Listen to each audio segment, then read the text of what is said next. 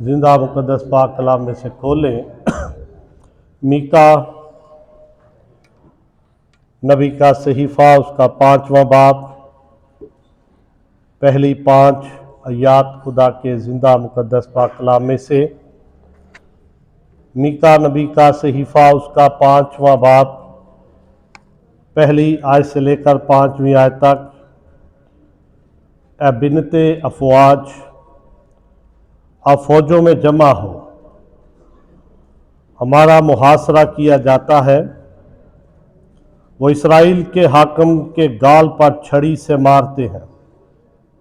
लेकिन ए बैतलहम इफराता, अगरचे तू यहूदा के हज़ारों में शामिल होने के लिए छोटा है, तो भी तुझ में से एक शख्स निकलेगा और मेरे हजूर इसराइल का हाकिम होगा, और उसका मसदर ज़माने साबक़ा कदीमुल अय्याम से है।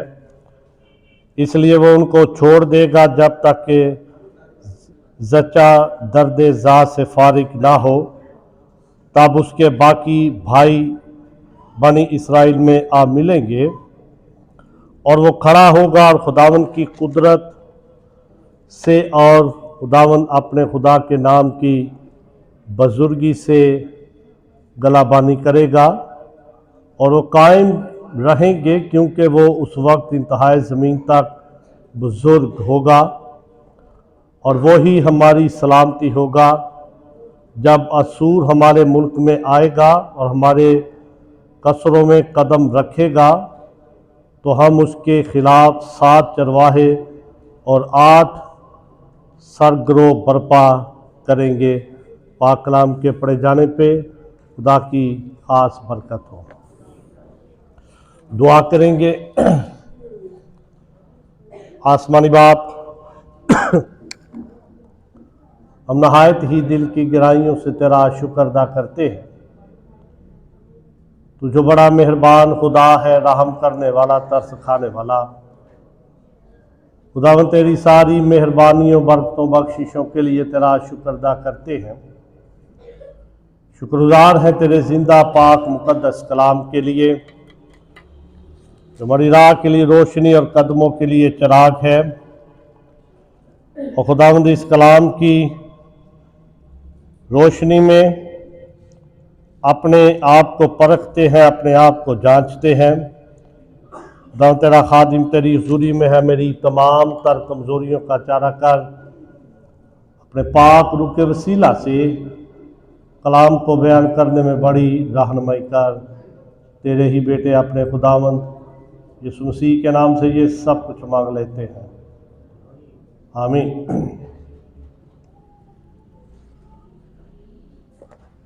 खुदा के जिंदा मुकद्दस पाक कलाम को, ख़ास तौर पर पुराने अहदनामे को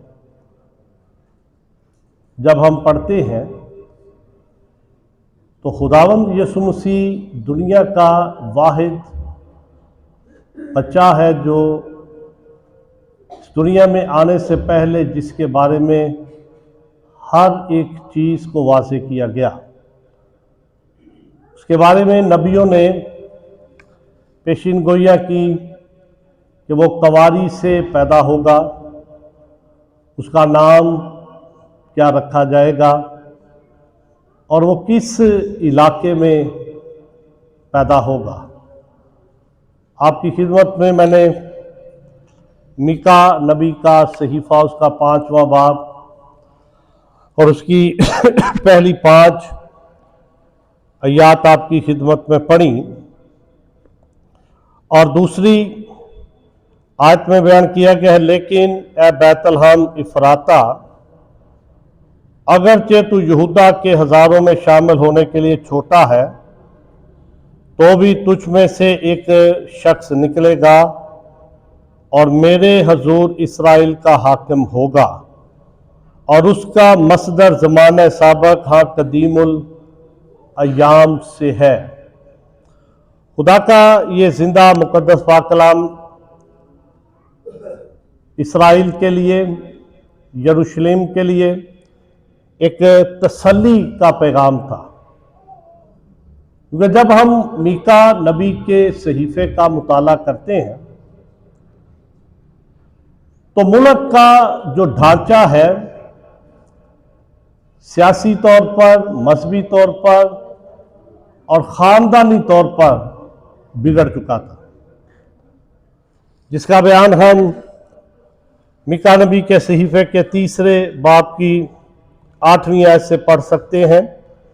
यहाँ पे बड़े वाज़ेह तौर पर बयान किया गया है, लेकिन मैं खुदावंद की रूह के बायस कुव्वत और अदालत और दलेरी से मामूर हूँ, ताकि यकूब को उसका गुनाह और इसराइल को उसकी खताएं जताऊं।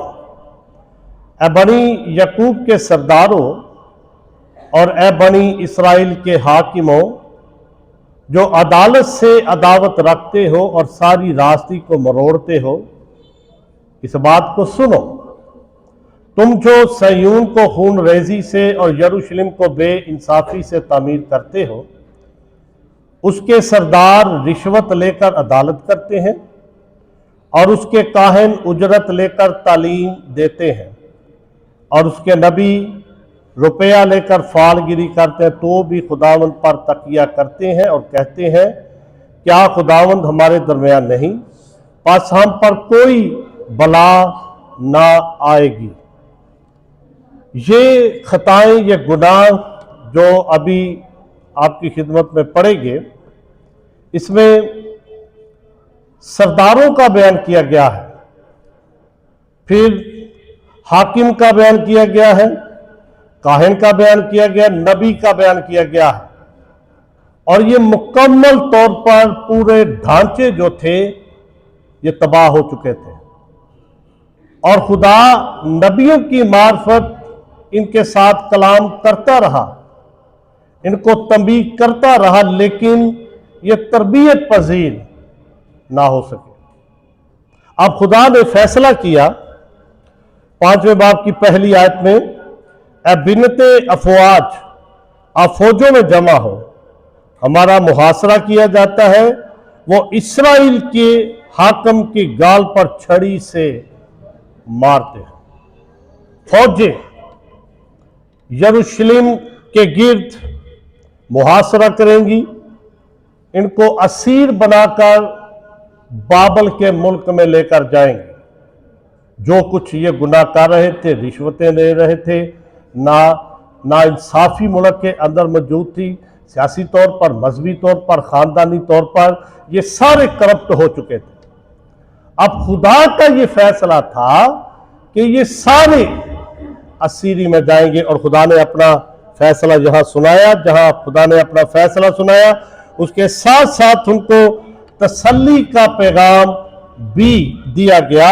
लेकिन ए बैतलहम इफराता, अगर कि तू यहूदा के हजारों में शामिल होने के लिए छोटा है, तो भी तुझ में से एक शख्स निकलेगा जो इस्राएल का हाकिम होगा। एक हाकिम की, एक शख्स की नबी यहां पे बात करता है। नबी यहां पे एक इलाके की बात करता है, और इस इलाके के बारे में बयान किया गया है कि बड़ा छोटा सा इलाका है। और फिर नबी इस यहां पे बयान करता है कि हजारों में शामिल होने के लिए यह बड़ा छोटा इलाका है। जब बनी इस्राएल के लोग मिस्र की गुलामी से निकल कर आए, तो 3 लीडर थे उनके, जिनमें मूसा था, हारून था और मरियम थी। इन तीनों ने खुदा के हुजूर गुनाह किया और वो उस मुल्क में दाखिल ना हो सके। इतना तंग करते थे बनी इस्राएल के लोग मूसा को, हारून को, उकतागे वो खुदा की पाकीज़गी के बारे में गुनाह कर बैठे। और आज भी यही हाल है। लोग बड़ा तंग करते हैं, लोग बड़ी बातें सुनाते हैं, और खुदा के खादिम बर्दाश्त करते हैं कि कहीं हम भी उस मुल्क में जिसका वादा खुदा यीशु मसीह ने किया, मैं जाता हूं तुम्हारे लिए जाके जगह तैयार करूं, तो फिर तुम्हें अपने साथ आकर ले जाऊंगा। खुदा के कलाम को पढ़ने वाले लोग जानते हैं कि इस कदर वो तंग आ चुके थे कि खुदा की पाकीज़गी के बारे में गुनाह कर बैठे, और खुदा ने कहा कि उस मुल्क को तुम दूर से देख सकते हो लेकिन उसमें दाखिल नहीं हो सकते। फिर एक नए लीडर का चुनाव किया गया। यह लीडर था यशुआ। यशुआ की क़यादत में मुल्क के कनान के अंदर वो दाखिल हुए। 12 कबीलों के हिसाब से उनको जगह अलाट की गई। जब हम यशुआ की किताब उसका नवा बाब पढ़ते हैं, उसकी 6ठी और 7वीं आयत को पढ़ते हैं, तो वहां पे हमें इसका जिक्र मिलता है कि ये इलाका जिसका जिक्र किया गया है, बैतलहम इफराता, ये बड़ा छोटा सा इलाका था।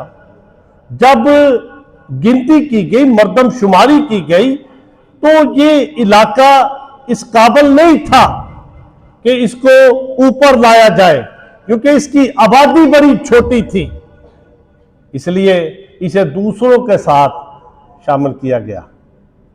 और यहां पे जब खुदा नबी की मार्फत कहता है कि इस्राइल के हाकम की गाल पर छड़ी से मारेगा, एक फौज को, एक मुल्क को खुदा ने तैयार किया कि वहां पर आकर उस मुल्क का मुहासरा करे और इनको असीर करके दूसरे मुल्क के अंदर ले जाए। उसके साथ साथ खुदा का कलाम, जो बड़ा तसल्ली का कलाम है, कहता है लेकिन ए बैतलहम इफराता, छोटा सा कस्बा, छोटा सा इलाका, कोई इसकी कदर नहीं, कोई इसकी कीमत नहीं थी उस जमाने के अंदर। उस वक्त भी जब मरियम और यूसुफ, लुका की अंजील के मुताबिक, जब कैसर औगुस्तुस की तरफ से हुक्म जारी किया गया कुरनेलियुस के दौर में कि सारे लोग अपने अपने नाम लिखवाने के लिए अपने अपने इलाके के अंदर जाएं।